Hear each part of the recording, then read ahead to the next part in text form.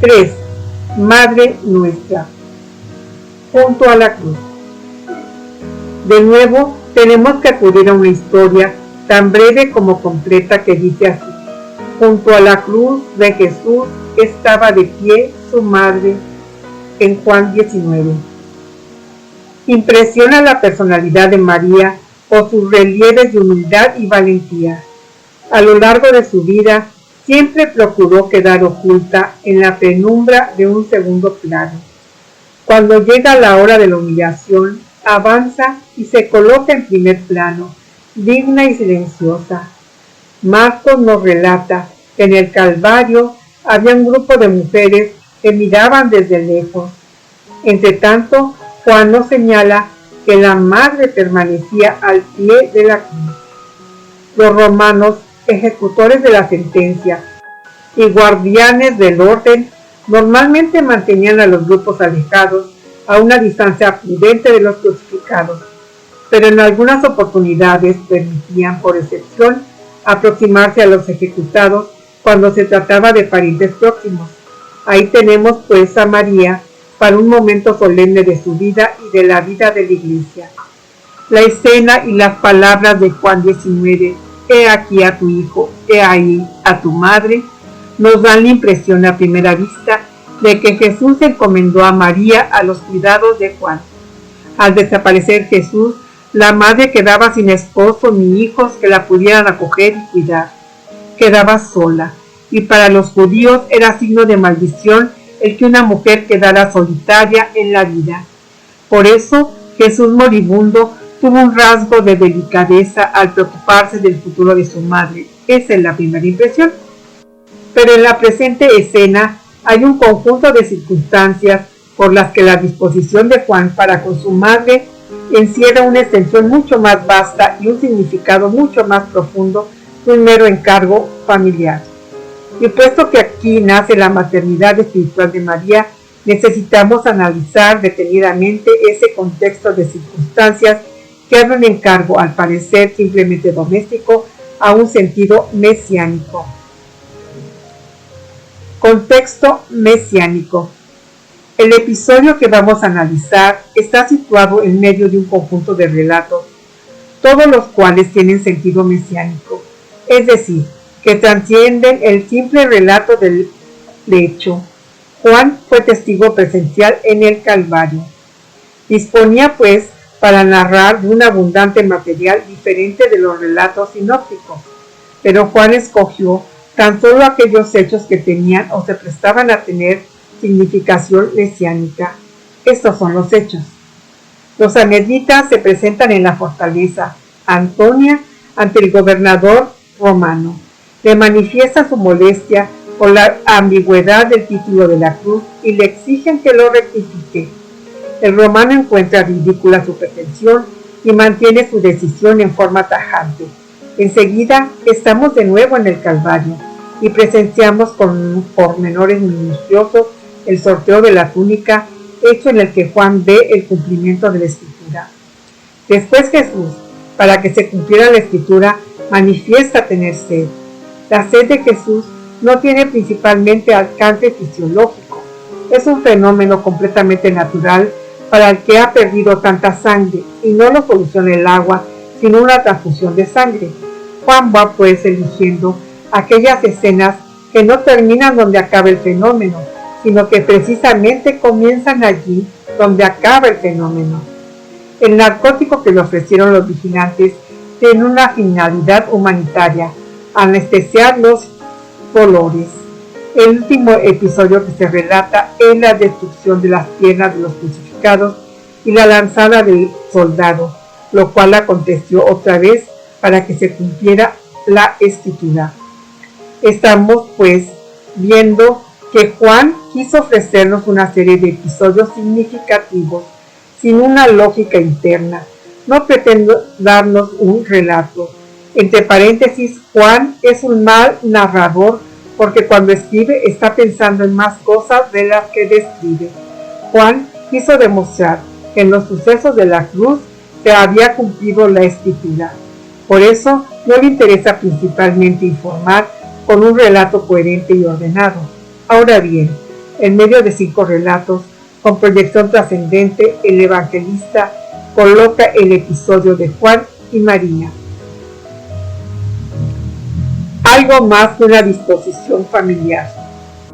Según una interpretación muy general, repetimos, Jesús habría actuado en la presente escena como aquel hijo único que se siente preocupado por el desamparo en que va a quedar su madre y da una disposición en el último momento para asegurar el porvenir de la solitaria madre. Vamos a señalar aquí las circunstancias por las que aparece claro que en la intención de Jesús existían finalidades y perspectivas mucho más profundas. En un análisis cuidadoso del texto es preciso tener presente que Jesús establece una doble corriente, una descendiente de María para con Juan, he ahí a tu hijo, y otra ascendente de Juan para con María, he ahí a tu madre. Si se hubiese tratado de una mera disposición familiar, estaríamos ante una reduplicación inútil, tanto desde el punto de vista gramatical como psicológico. Quiero decir, si Jesús se hubiera preocupado tan solo de tomar medidas testamentarias para los últimos años de la vida de su madre, hubiese sido suficiente con establecer una sola corriente, de Juan para con María. Juan, cuida con cariño de mi madre hasta el fin de sus días. Era suficiente. Lo demás pudo haberlo evitado. ¿Para qué establecer la corriente de María con Juan? Era superfluo. Siguiendo con el análisis de las expresiones paralelas, he ahí a tu hijo, he ahí a tu madre, si nos mantenemos en un eventual alcance meramente humano, Jesús habría procedido con poca delicadeza con su madre. Vamos a explicarnos. Era normal y de buen tono que Jesús solicitara encarecidamente en el último momento: Juan, cuida con cariño de ella, trátala mejor que a mí mismo. Pero encargar a la madre, y qué madre, que cuidara con interés de Juan, no solo era superfluo, sino también poco delicado. Hester lo explica muy bien. Hacer expresamente a María la advertencia de que ella debía apreciar a Juan, que cuidara de él con corazón materno, hubiera sido no solamente innecesario, sino incluso poco delicado. Toda mujer de sensibilidad normal lo comprendería así, y no necesitaba que se lo dijeran, y mucho menos que se lo dijera un hijo moribundo. En la Palestina de aquellos tiempos, también en los nuestros, existía una costumbre familiar de signo casi sagrado. Cuando una mujer quedaba sola, al faltarle el esposo o los hijos, automáticamente se acogía al seno de su propia familia. Familia en el sentido amplio de la palabra, parentela, clan. Dentro de esa invariable costumbre, al faltar a María su esposo y su hijo único, hubiese correspondido que Jesús entregara a su madre a los cuidados de la familia de los Zebedeos, por ejemplo, a la tutela de Cleofás, esposo de María, que era hermana o prima de María, y que también estaba junto a la cruz, o en el último de los casos, a la tutela del mayor de los Zebedeos, teniendo presente que los judíos eran muy sensibles a los derechos derivados de la antigüedad. En el marco de las costumbres de aquellos tiempos, el encargo que Jesús entregó a Juan debía extrañar mucho si no hubiera a la vista muy patente otro sentido. A partir del hecho de que los que estaban junto a la cruz no se extrañaron de la decisión de Jesús, indica que percibieron en la disposición testamentaria algo más que una formalidad jurídica. Si a Jesús solo le hubiese interesado encargar a Juan el cuidado temporal de María, ¿cómo se explica el hecho de que la primera en ser interpelada fuese María? Si el encargo y la responsabilidad recaía sobre Juan, este debía haber sido interpelado en primer lugar. Lo más importante se anuncia en primer lugar. Jesús establece primeramente la relación descendente, recomendando a María asumir y cuidar a Juan como a un hijo. De este hecho se desprende claramente que en esta doble relación no se ventila ni interesan en primer término los cuidados humanos. No tenía sentido que María cuidara de Juan, sino una otra relación más trascendental. Vamos a interpretar por hipótesis las palabras de Jesús: en el sentido de que el Señor quería tener una delicadeza especial con su madre, dirigiéndole unas palabras de consuelo. Si esta fuese exclusivamente la intención de Jesús, ¿por qué dirigió una expresión idénticamente paralela a Juan? Sería extraño que con unas mismas palabras pretendiera consolar a Juan, por muy predilecto que fuese, y a su propia madre. Finalmente, como ya hemos dicho, si María fue entregada a Juan, a su vez Juan fue entregado a María. En otras palabras, así como Juan debía preocuparse de María, de la misma manera María debía cuidar de Juan. Y esto resultaba tremendamente extraño, porque allá mismo estaba presente la madre de Juan, María Salomé. Hubiese sido directamente ofensivo para ella. El contexto escénico indica, pues, que las palabras paralelas encierran una carga de profundidad mucho más rica de lo que su sentido directo pareciera indicar. Tenemos madre. Esta serie de precisiones nos lleva a la deducción de que Jesús, en la presente escena, entrega una madre a la humanidad. ¿Qué quiere decir mesiánico? Significa que un hecho o unas palabras no acaban en sí mismas, no se agotan en su sentido directo, natural o literal, sino que encierran un significado trascendente y además dicen relación a todos los hombres, trascendencia y universalidad. Jesús estaba en su hora, en el momento culminante de su función mesiánica. Le correspondía comportarse a la altura de su destino y de la solemnidad del momento. Por eso, el Señor Jesús, aun cuando se hallaba en situación física desesperante, mantuvo la decisión inquebrantable de cumplir la voluntad del Padre, llevando a cabo todas las disposiciones sin que nada quedase sin cumplirse. Ahora bien, después de establecer la relación María-Juan, el evangelista agrega significativamente: después de esto, sabiendo Jesús que ya todo estaba cumplido.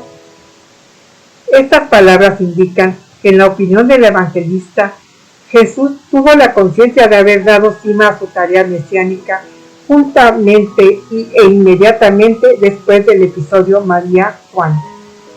De ahí se concluye que la disposición de Jesús tiene alcance mesiánico. En este encargo, Jesús entrega a la humanidad a María por madre en la persona de Juan. Se concluye también que esta entrega testamentaria de su madre a la humanidad de parte de Jesús fue el último acto mesiánico antes de sentir la conciencia de que todo estaba cabalmente cumplido. ¿Cómo explicar? ¿Cuál es el alcance de este magnífico regalo de última hora que Jesús ofrece a la humanidad? Para una exacta comprensión, tenemos que decir en primer lugar que la escena y las palabras «He aquí a tu hijo, he aquí a tu madre» son algo así como signos sacramentales, significan algo y producen y realizan lo mismo que significan. Por eso, Jesús realiza un hecho concreto y sensible y establece un nexo jurídico. Juan consideraría a María como madre y le daría lo que un buen hijo adulto da a su madre: cariño y cuidado. Y María, a su vez, consideraría a Juan como hijo y le daría lo que una buena madre da siempre a su hijo: atención y amor. Este era el hecho, el signo, diríamos, que Jesús concretó. Pero no todo termina aquí, al contrario, aquí comienza todo. Este gesto sensible contiene latente y palpitante una intención: abrir su eficaz significación y proyectarla sobre una perspectiva sin fin en cuanto al tiempo y en cuanto a la universalidad. En Juan, el Señor daba a todos a María por madre en un sentido mesiánico sobrenatural. Y recíprocamente Jesucristo, en el presente episodio, declaraba y hacía a todos los redimidos hijos de María. Así como a Cristo no le interesaba primordialmente instituir un contrato de derecho civil entre María y Juan, sino originar y desarrollar entre ambos relaciones materno-filiales, así, trascendiendo el marco personal, Cristo quiere que se origine y desarrolle relaciones vivenciales y afectivas entre María y quienes, según el significado del término mesiánico, entre María y todos los redimidos por la muerte redentora de Jesucristo. Dice Gester: dado que la madre es una, pero los hijos muchos, queda suficientemente claro que en Juan se hallaban representados todos los que Jesús quería redimir, o todos los que, según el modelo de Juan, habían de creer en él. Desde ahora y para siempre, todos los redimidos tenían una madre por expresa y postrera voluntad del Señor, la propia madre de Jesús. Nadie en el mundo, por los siglos, podría quejarse de orfandad o de soledad en la travesía de su vida. Esta interpretación agota satisfactoriamente el significado total del texto y contexto de Juan 19, del 25 al 28. Así, comprendemos por qué Jesús eligió para esta función significante al discípulo más sensible. Juan representaría o simbolizaría cabalmente la intercomunicación cariñosa entre madre e hijo. Así, comprendemos por qué entregó a su madre al cuidado del más joven de los herederos y no al mayor, contra toda costumbre, precisamente por su carácter afectuoso. Eso, a su vez, está indicando que Jesús quería fundar una relación basada en el amor recíproco, tal como eran entre sí Juan y María. Debían y habrían de ser los creyentes y María. La relación entre los redimidos y la madre debía llevarse a cabo en la línea materno-filial. Ahora comprendemos también por qué el Señor no entregó a su madre a los cuidados de su clan o familia, o a los cuidados de Salomé, o de aquel grupo de mujeres que la habrían acogido con veneración y cariño, sino contra toda costumbre a los cuidados de Juan. Comprendemos también otro detalle: atender a los padres era deber primordial del decálogo. ¿Por qué Cristo esperó el último instante en que ni siquiera podía respirar para preocuparse de la suerte futura de su madre? Cristo sabía lo que le iba a acontecer. Los crucificados apenas podían hablar, porque no dictó anteriormente las disposiciones pertinentes a la situación futura de su madre. Evidentemente, Cristo traía consigo una intención: aprovechar la oportunidad de cumplir las obligaciones normalmente de un hijo con su madre para instaurar una nueva situación eclesial. Seguramente Jesús incluyó en su tarea mesiánica y subordinándola a ella el cumplimiento de sus deberes filiales. Y esto lo llevó a cabo haciendo de estos deberes la expresión simbólica de un contenido mesiánico. Así, y sólo así, podemos justificar que Jesús haya diferido este cuidado por su madre hasta cuando casi no podía hablar. Y esto ha de tomarse al pie de la letra, porque inmediatamente después, sabiendo que todo estaba completo, inclinó la cabeza y murió. Era su última voluntad, su regalo más querido, lo mejor al final.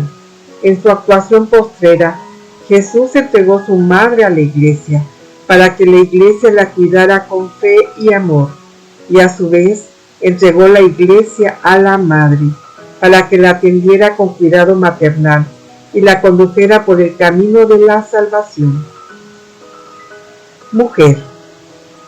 Inesperadamente, Jesús rompe, no sin intención, el paralelismo lógico en la formulación de su testamento espiritual. Al concepto hijo corresponde el concepto madre. Al dirigirse Cristo a María, correspondía haberlo hecho con la palabra madre, no necesariamente por tratarse de su madre, sino por la combinación lógica hijo-madre con la que se jugaba en aquella escena. La palabra aramea ima tenía un sentido muy íntimo, equivalente a nuestra expresión madre mía. Jesús sustituye la palabra madre por la palabra mujer, en un contexto mental en que lógicamente correspondía decir madre. Evidentemente, fue una sustitución premeditada. ¿Por qué lo hizo? Un grupo de intérpretes piensa que con este cambio Jesús procedió con una delicadeza única para con su madre. Ser madre de un crucificado no era ciertamente título glorioso, sino todo lo contrario. Identificar a su madre en aquellas circunstancias hubiese sido un proceder poco afortunado. Interpelándola con la palabra mujer, Jesús desorientaba la atención de los sanhedritas, ejecutores y curiosos acerca de la identidad de sus amigos y familiares, y de esta manera nadie podía identificar a la madre del crucificado. Pero había mucho más que eso. La expresión fue escogida premeditadamente para un momento solemne y una finalidad solemne.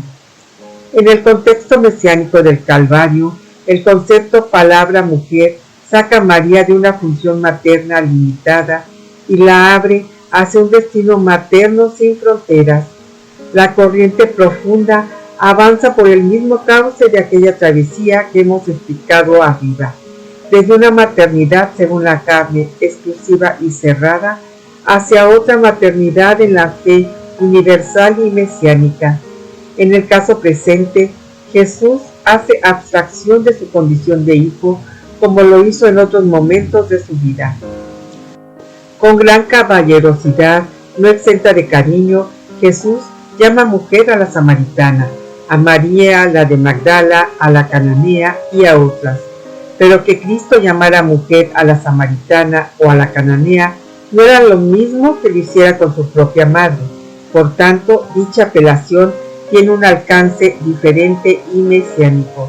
La palabra mujer aquí es una inmensa evocación, no muy perfilada en que se agitan y se combinan diferentes escenas, personas y momentos de la historia salvífica. Al parecer, en la mente del evangelista está presente Eva, llamada Madre de los Vivientes.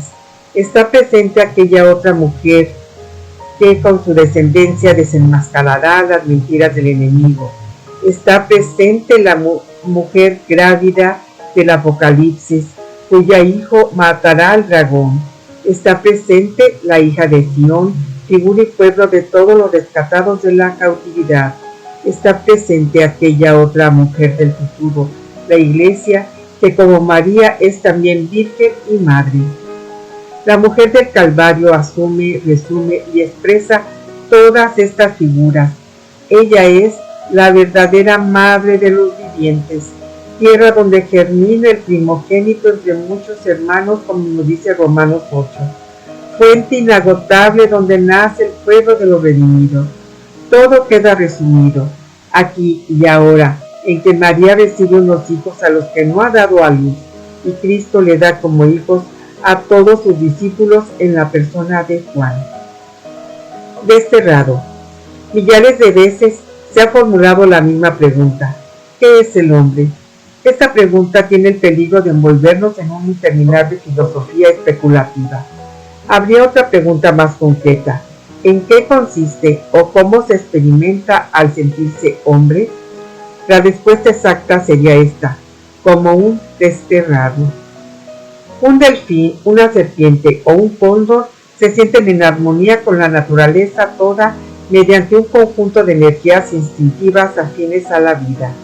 Los animales viven gozosamente sumergidos en la naturaleza como en un hogar, en una profunda unidad vital con los demás seres. Se sienten plenamente realizados, aunque no tengan conciencia de ello. Nunca experimentarán la insatisfacción, no saben de frustración ni de aburrimiento. El hombre es experimentalmente conciencia de sí mismo. Al tomar conciencia de sí mismo, el hombre comenzó a sentirse solitario, como expulsado de la familia, que era aquella unidad original con la vida. Aun cuando forma parte de la creación, el hombre está de hecho aparte.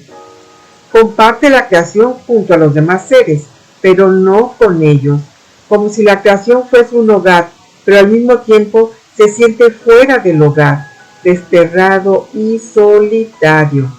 Y no solamente se siente fuera de la creación, sino también por encima de la misma.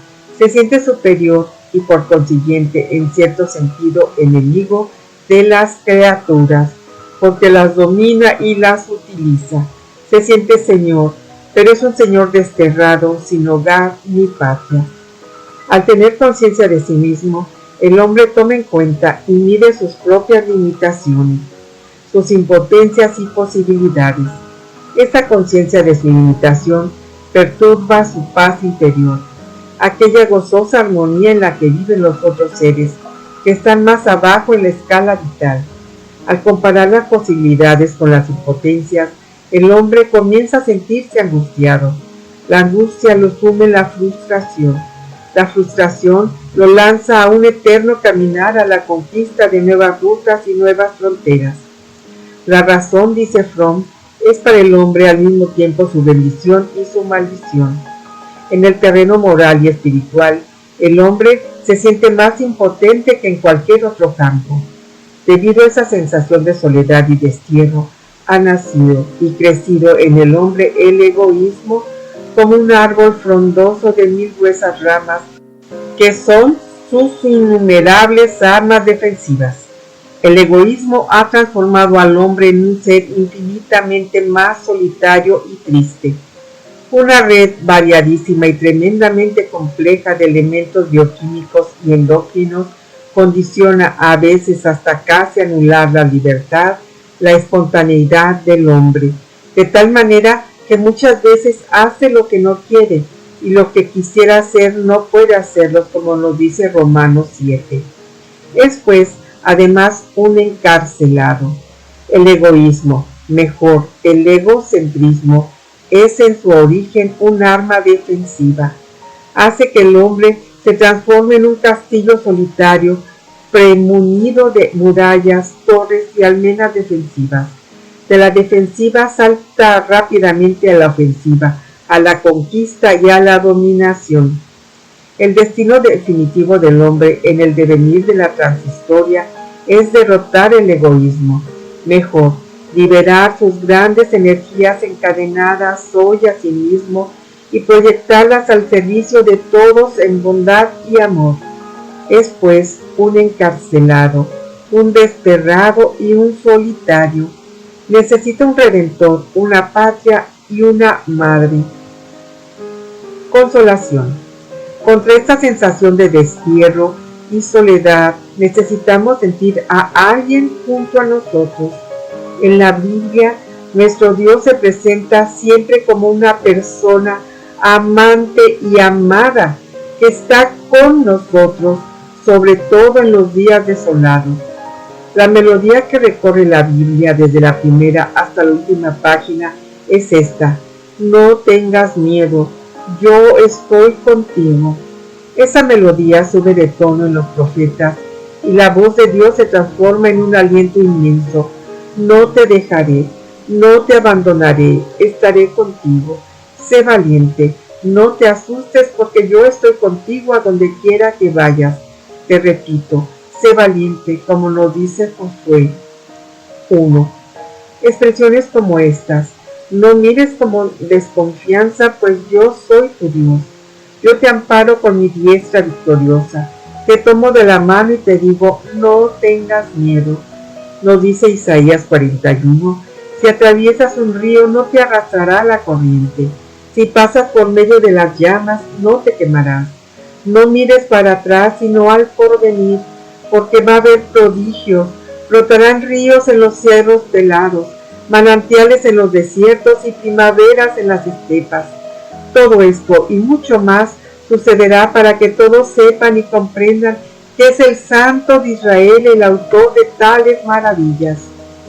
El aliento de Dios se transforma frecuentemente en la ternura del Padre, como nos dice Jeremías 31.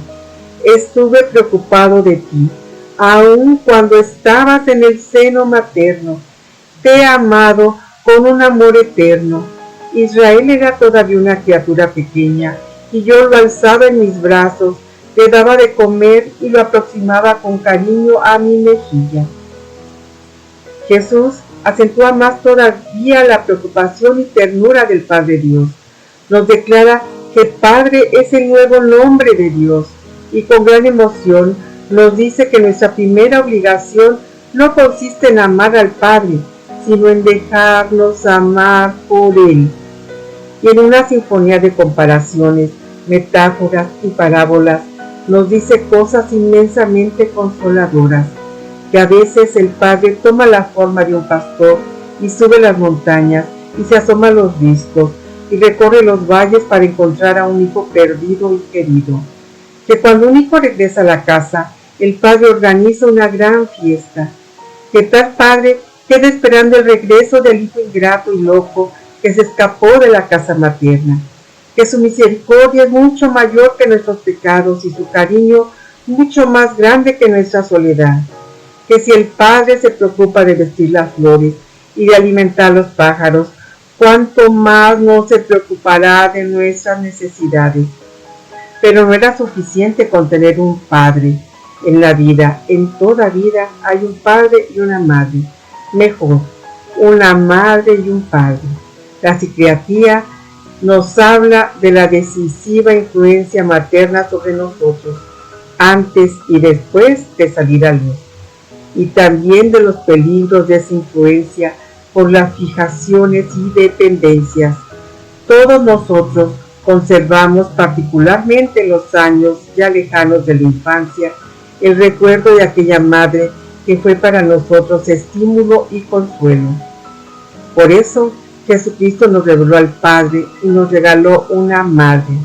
Y como hemos explicado más arriba, Jesucristo entregó a su madre a la humanidad para que la humanidad la cuidara con fe y veneración, y entregó la humanidad a su madre para que ésta la atendiera y la transformara en un reino de amor. Pero no existe la humanidad en concreto, existen los hombres, mejor, existe cada hombre. Por eso Jesús, gran pedagogo, hizo el regalo de su madre a la persona concreta de Juan, como representación de la humanidad.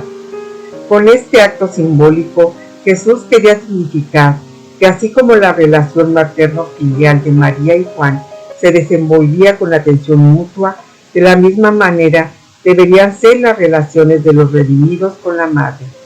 El pueblo cristiano, en el transcurso de largas edades, desarrolló este sentimiento filial a partir de las situaciones límites, destierro, orfandad, soledad, y así narró esa inmortal súplica que se llama la salve. Durante muchos siglos ha sido la salve la única estrella matutina, el único faro de esperanza y la única tabla de salvación para millones de hombres en los naufragios, en las agonías, en las tentaciones y en la lucha de la vida. Peligro de transformar a la madre en el seno materno alienante de que habla la psiquiatría. Es evidente que para los psiquiatras, para la inmensa mayoría de los cuales solo existe la materia, la salvación existencial consiste en aceptación de la soledad radical del hombre, en alejarse lo más posible de toda madre y mantenerse en pie por sí mismos. Es un bello programa. Nosotros estamos en el mundo de la fe, redimidos por Jesucristo, muerto y resucitado, rodeados por los brazos fuertes y amorosos del Padre Dios y cuidados por una Madre consoladora, que Jesús nos entregó en la hora postrera. Los psiquiatras están en la otra órbita y nunca comprenderán las cosas de la fe. Dirán que todo es alienación. Es lógico que lo digan. A veces una persona es asaltada por la desolación y no se sabe de qué se trata. Las confesiones de los hombres o de las mujeres que se nos acercan y se nos abren son simplemente estremecedoras. Dicen que no saben qué es. Se trata, dicen, de un algo interior confuso y complejo, absolutamente inexplicable, por lo cual sienten una tristeza pesada imposible de eliminar. Añaden que en esos momentos lo único que les da alivio es el acudir a la Madre gritando: vida, dulzura y esperanza nuestra, vuelve a nosotros tus ojos de misericordia. Dicen que es imposible explicarlo. Cualquier día amanece y sin motivo aparente comienzan a sentir una impresión vaga y profunda de temor. Se sienten pesimistas, como rechazados por todo el mundo. Se tienen 100 recuerdos, de los cuales 95 son positivos. Se les fijan en la imaginación precisamente los 5 recuerdos negativos y se apodera de ellos, sin poder eliminarla, una rara sensación de tristeza, miedo y sobresalto. Y sin saber por qué, sienten ganas de morir. Y añaden que en esos momentos solo la evocación de la madre con las palabras de la salve les da alivio, recuperan el ánimo y vuelven a respirar. A lo largo de la vida hemos asistido a muchas personas en el lecho de la agonía. Aún hoy están vivos en mí muchos de esos recuerdos. Cuando un agonizante, a pesar de las vanas palabras de sus familiares, presiente que él se va, arrastrado por la corriente inexorable de la decadencia, ¿cuántas veces hemos visto iluminarse aquel rostro abatido al rezar la salve, todos los familiares a coro? A ti clamamos los tristes hijos de Eva, por ti suspiramos, Madre de misericordia y dulzura nuestra. En países de tradición católica, uno queda impresionado con frecuencia al comprobar la profundidad de la devoción mariana en las costas de marineros o pescadores. En muchos lugares, cuando las embarcaciones de pescadores salen a alta mar, lo hacen siempre cantando la salve. He visto encarcelados, estigmatizados por la opinión pública y abandonados por todos sus familiares y amigos. Los he visto como eran discretamente visitados por una mujer solitaria, su propia madre. Una madre no abandona nunca, a no ser cuando ella es arrebatada por la muerte. Necesitamos de otra madre, de la que nunca sea alcanzada por la muerte. Cada uno vive su vida de forma singular y solo él sabe de sus archivos, sufre dificultades, entra en la desolación, su estado de ánimo sube y baja, mueren las esperanzas, de repente lo envuelven situaciones imposibles, al día siguiente renace la esperanza, aunque es difícil, todo parece tener arreglo, la lucha de la vida. María es para cualquier momento consolación y paz. Ella transforma la aspereza en dulzura y el combate en ternura. Ella es benigna y suave, sufre con los que sufren, queda con los que quedan y parte con los que parten.